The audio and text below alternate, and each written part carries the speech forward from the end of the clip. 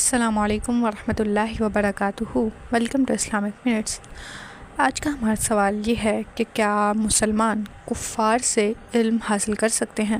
کیا technology, science یا اسلحہ سازی جیسے فنون غیر مسلموں سے سیکھنا جائز ہے یا حرام ہے؟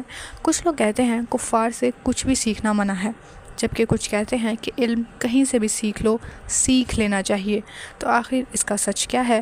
آج ہم قرآن و حدیث کی روشنی میں اس بات کو جاننے کی کوشش کریں گے۔ اسلام میں علم حاصل کرنا بہت بڑی عبادت ہے۔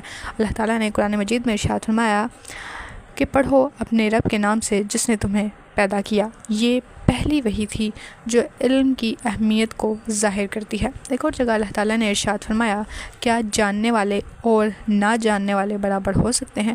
اس سے واضح ہے کہ اسلام علم کو بہت زیادہ اہمیت دیتا ہے۔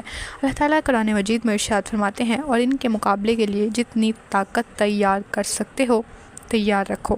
مسلمانوں کو طاقتور بننا چاہیے۔ اسلحہ، ٹیکنالوجی اور دفاعی نظام سیکھنا ہر مسلمان کے لیے ضروری ہے۔ غزوہ بدر کے بعد کچھ قیدیوں کو اس شرط پر آزاد کیا گیا کہ وہ مسلمانوں کو لکھنا پڑھنا سکھائیں، چاہے وہ غیر مسلم ہی کیوں نہ ہو۔ اس سے ثابت ہوتا ہے کہ علم حاصل کرنا جائز ہے، چاہے ذریعہ غیر مسلم ہی کیوں نہ ہو۔